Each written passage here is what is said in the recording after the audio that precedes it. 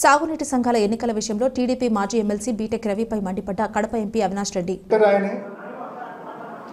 Screen play ఆయనే, చివరికి ప్రేక్షకుడు కూడా ఆయనే, రివ్యూ ఇచ్చేది కూడా ఆయనే. ఆయన తప్ప మరెవరు కాదు. ఎందుకు ఈ మాట అనవలసి వస్తుందంటే,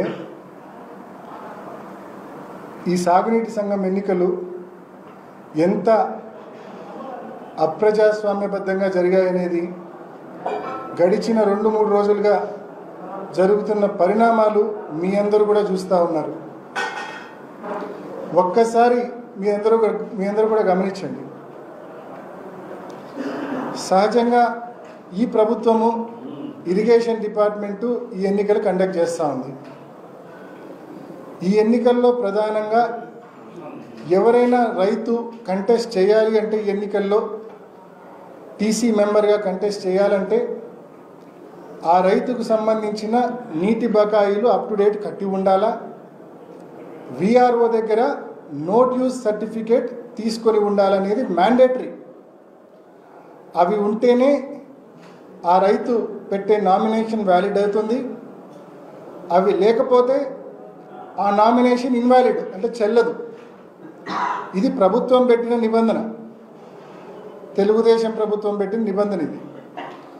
మరి ఆ నిబంధనలో భాగంగా నిజంగా వీళ్ళు ఎన్నికలు కోరుకునే వాళ్ళైతే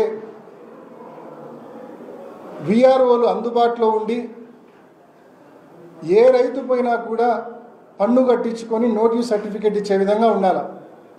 కానీ అదేమీ కాబట్లే వీళ్ళకు. సగం మంది విఆర్ఓలు ఫోన్లు ఆఫ్ చేసుకొని ఉండారు. ఒక్క మాటలో చెప్పాలంటే మొత్తం విఆర్ఓలందరినీ మండల ఆఫీస్కి తరలించారు. అసలు ఏం పని, మండల ఆఫీసుల్లో 2 రోజుల పాటు విఆర్ఓలందరినీ మండల ఆఫీసులో పెట్టుకోవాల్సిన అవసరం ఏముంది అని చెప్పి మిమ్మల్ని అడుగుతా ఉన్నా. విఆర్ఓలందరూ కూడా సచివాలయాల్లో, గ్రామ సచివాలయాల్లో అందుబాటులో ఉండాలి. రైతులు వస్తే రైతుకు సంబంధించిన పన్ను బకాయి కట్టించుకొని వాళ్ళకు నోటీస్ సర్టిఫికేట్ ఇవ్వాలి. అలా ఏ ఒక్క విఆర్ఓను కూడా అందుబాటులో పెట్టకుండా అందరినీ మండల కేంద్రంలోకి తీసుకొని పోయి మండల ఆఫీసులో జైల్లో ఖైదీలను బంధించినట్టు విఆర్ఓలను బంధించి బయట పోలీసులను అడ్డు పెట్టుకొని ఏ ఒక్క వైఎస్ఆర్ కాంగ్రెస్ పార్టీ నాయకుడు, ఏ ఒక్క రైతు లోపలికి వెళ్లకుండా అడ్డుకొని మీరు చేస్తూ ఉంది. దీన్ని రాజకీయం అంటారా? ఇది చేతకాని దద్దమ్మలు చేసే రాజకీయం ఇది.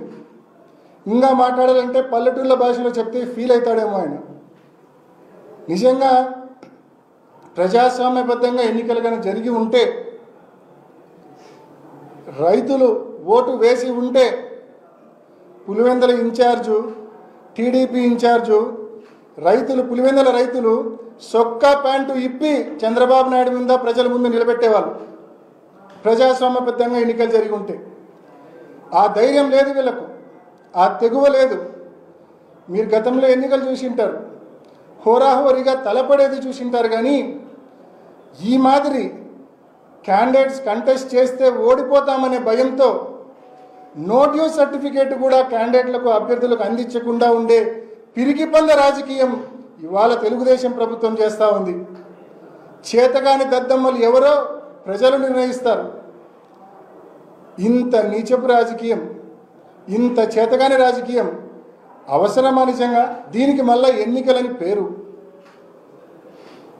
మొత్తం జైల్లో ఖైదీలను బంధించినట్టు బంధించి విఆర్ఓలందరినీ మండల ఆఫీసులో పెట్టి పోలీసులను అడ్డు పెట్టుకొని ఏ ఒక్కరికి కూడా నోటీస్ సర్టిఫికేట్ ఇవ్వకుండా మరి మీరు చేసిన ఈ తతంగం ప్రజాస్వామ్యబద్ధమా? ఇది నేను క్వశ్చన్ చేస్తూ ఉన్నా. విఆర్ఓలందరూ గ్రామ సచివాలయాల్లో అందుబాటులో ఉండకుండా ఎందుకు మండల కేంద్రంలో ఖైదీలను బంధించినట్టు బంధించావు అని చెప్పి నేను క్వశ్చన్ చేస్తూ ఉన్నా. ఇక్కడే అర్థమవుతా ఉంది కదా ఎలక్షన్ ప్రాసెస్ ఏ రకంగా అపహాస్యమైంది అనేది. ఇక్కడే అర్థమవుతా ఉంది కదా స్పష్టంగా ప్రతి ఒక్కరికి.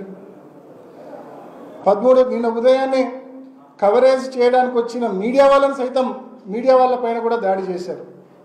మీడియా వాళ్ళపైన దాడి చేస్తే మండల ఆఫీస్ లోపల విఆర్ఓలను బంధిస్తుంది.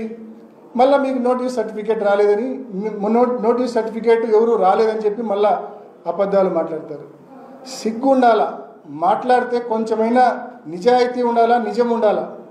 మరి ఈ మాదిరి తప్పుడు రాజకీయాలు, ఈ మాదిరి చేతగానే రాజకీయాలు చేస్తున్న నువ్వు ఈరోజు ఊరిలో నీ ఆఫీస్లో కూర్చొని ప్రగల్భాలు పలుకుతూ ఉన్నావు. నిజంగా ఎన్నికలు జరిగి ఉంటే రైతులు, మీ ప్రభుత్వం ఏం చేసిందని రైతులు మీకు ఓటేస్తారా? ఏం చేసింది మీ ప్రభుత్వం? ఎన్నికలప్పుడు ప్రతి రైతుకు 20,000 రూపాయలు డబ్బిస్తా అన్నారు. 7 మాసాలైంది, ఒక్క రూపాయి ఒక్క రైతుకి ఇప్పటిదాకా ఇచ్చిన దాఖలాలు లేవు. ఉచిత పంటల బీమా ఉండేది, ఇప్పుడు ప్రీమియం కట్టించుకుంటున్నావు. మీ ప్రభుత్వం వస్తే ఈ క్రాప్ విధానం తీసేస్తా అన్నావు, ఇప్పుడు అదే ఈ క్రాప్ విధానం నువ్వు ఫాలో అవుతా ఉన్నావు. ఈరోజు పంటల గిట్టుబాటు ధరల పరిస్థితి ఏంది? పక్క జిల్లాలో ధాన్యం పరిస్థితి ఏంది? మరి ప్రతి చోట అట్టర్ ఫెయిల్యూర్ మీరు. మరి అట్టర్ ఫెయిల్యూర్ కాబట్టే రైతులు వచ్చి స్వయంగా ఓట్లు వేస్తే మీ బండారం బయటపడుతుంది. కాబట్టి భయంతో, చేతగానితనంతో వైఎస్ఆర్ కాంగ్రెస్ పార్టీ మద్దతుదారులకు, రైతులకు నోటీస్ సర్టిఫికేట్ అందించకుండా, వాళ్ళు ఎలక్షన్లో కంటెస్ట్ చేయకుండా అడ్డుకున్న దద్దమ్మవు నువ్వు ఈరోజు వచ్చి మాట్లాడుతూ ఉన్నావు. 1978 నుంచి రాజకీయాలు. మరి ఈరోజు ఆయన వచ్చి పెకిలిచ్చాడంట, కుకుటి వేలతో పెకిలిచ్చాడంట. మొహం అద్దంలో చూసుకో ఒకసారి. ఎలక్షన్ నువ్వు ఏ రకంగా చేసినావో నీ ఒక్కడికే తెలుసు అనుకుంటున్నావేమో. పులివెందల్లో ఉన్న ప్రజలు, రైతులు, వైఎస్ఆర్ కాంగ్రెస్ పార్టీ నాయకులు ప్రతి ఒక్కరు కూడా గమనించారు నువ్వు ఎన్నికలు ఏ పద్ధతిలో చేశావు. ఇంకా చెప్పాలంటే పక్కనున్న జమలమడుగు నియోజకవర్గం ఉంది. జమలమడుగు నియోజకవర్గంలో రామసుబ్బారెడ్డి గారు, సుధీర్ రెడ్డి గారు కూడా సిన్సియర్గా నీటి సంఘం ఎన్నికల కోసం పనిచేశారు. మరి అక్కడ కూడా మీరు చూస్తే నిన్న ఒక వీడియో ఫుటేజ్ కూడా రోజంతా సర్క్యులేట్ అయింది. వీఆర్ఓలందరినీ ఒక వెహికల్లో ఎక్కించుకొని మరి తీసుకొని పోయి దేవగుడిలో ఉదయం నుంచి రాత్రి దాకా పెట్టుకున్నారు. నిన్న ఉదయం నుంచి రాత్రి వరకు మరి వీఆర్ఓలందరినీ దేవగుడిలో బంధించిన మాట వాస్తవమా కాదా? మరి ఇవి కదా దద్దమ్మ రాజకీయాలు, చేతగాని రాజకీయాలు. ఎక్కడ వీఆర్ఓలు గ్రామ కార్యాలయాల్లో అందుబాటులో ఉంటే ఎక్కడ నోటీస్ సర్టిఫికేట్ రైతులకు ఇస్తారో, ఎక్కడ పోటీ వస్తుందో, పోటీ వస్తే ఓడిపోతామనే భయం ఇది కాదా అని చెప్పి అడుగుతా ఉన్నా నేను. ఇవన్నీ తప్పించుకోవడం కోసం కన్వీనియంట్గా వీఆర్ఓలందరినీ జైల్లో ఖైదీలను బంధించినట్టు బంధించి నోటీస్ సర్టిఫికేట్ ఏ ఒక్కరికి రాకుండా చేసి, ఎవరు కంటెస్ట్ చేయకుండా చేసుకొని ఈరోజు దీన్ని గెలుపని చెప్పుకుంటున్నావే, ఇంతకంటే సిగ్గుచేటు ఉంటుందా అని చెప్పి నేను అడుగుతా ఉన్నా. కాబట్టి ఇటువంటి దిక్కుమాలిన రాజకీయాలు పక్కన పెట్టు. పోలీసులను, రెవెన్యూ అధికారులను అడ్డం పెట్టుకొని చేసే దద్దమ్మ రాజకీయాలు పక్కన పెట్టు. ప్రజాస్వామ్యబద్ధంగా నడుచుకోమని చెప్పి తెలుగుదేశం నాయకులకు హితువు పలుకుతా ఉన్నా. Thank you.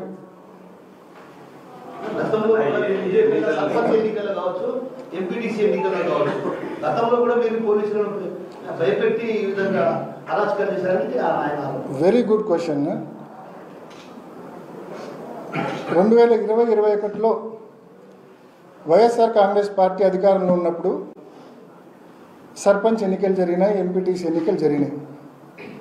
ఈరోజు ఏదైతే పెద్ద మనిషి రవీంద్రనాథ్ రెడ్డి అని కసునూరు ఆయన ప్రెస్ మీట్ పెట్టి మాట్లాడినాడు కదా, టీడీపీ ఇన్ఛార్జ్, వాళ్ళ కసునూరులో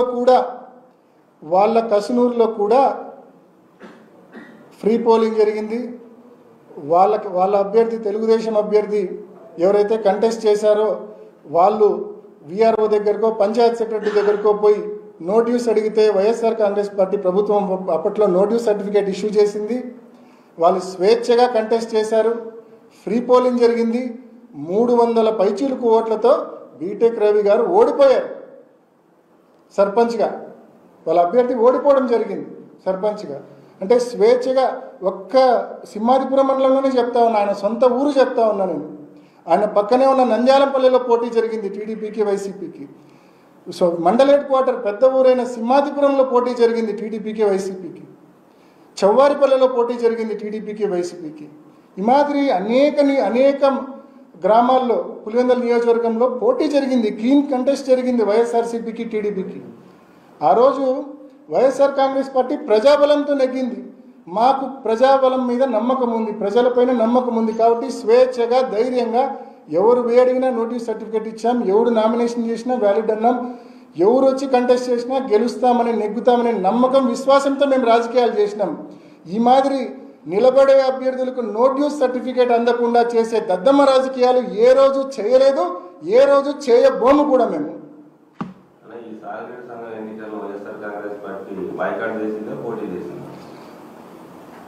నిన్న ఈవినింగ్ వరకు సిన్సియర్గా మేము ప్రయత్నం చేసిన మాట వాస్తవమే.